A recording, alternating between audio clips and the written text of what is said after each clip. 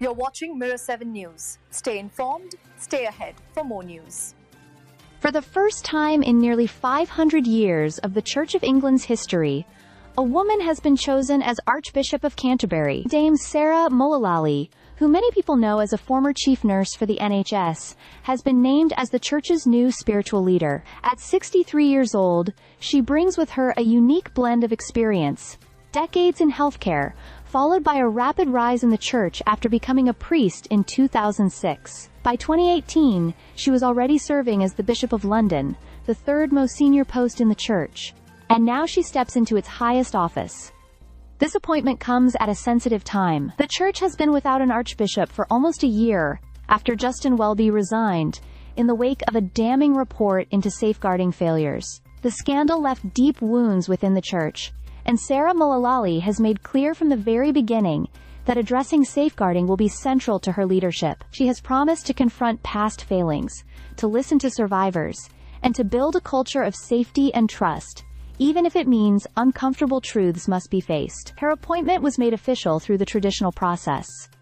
Her name was sent to Prime Minister Sir Keir Starmer, who in turn passed it to King Charles III. Both have warmly welcomed her, with the King noting the importance of her role not only in the UK, but across the global Anglican communion. But the decision has not been without controversy. While many have celebrated this historic moment, some conservative voices within the Anglican community have criticized it, saying the majority of Anglicans worldwide still believe the role should be reserved for men. Despite that, Sarah Mullally has already shown how she intends to lead with compassion, firmness, and a willingness to engage with the challenges of the modern world. In her first public remarks as Archbishop-designate, she condemned the horrific violence of the recent synagogue attack in Manchester.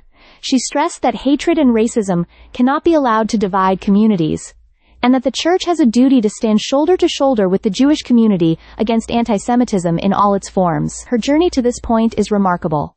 Starting her career in the NHS, she became the youngest ever chief nursing officer for England back in 1999. Later, when she moved into ordained ministry, she used her administrative and leadership experience to reform and modernize church structures, particularly in London. She has spoken out strongly on moral and political questions too, from assisted dying, which she opposes, to same-sex blessings, which she supported as a moment of hope for the Church. In her own words, being the first woman in this role is historic, but she sees it less as a personal victory and more as a signal of possibility for younger generations. She often says that when she speaks to school children, especially young girls, they sit up and listen, not necessarily because they want to follow her exact path, but because they see that their dreams, whatever they may be, are within reach. As she prepares for her enthronement service next year, Sarah Mullally faces an immense task: healing a church marked by scandal, addressing declining attendance,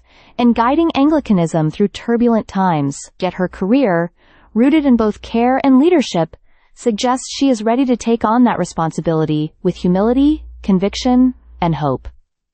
Stay subscribed for more videos.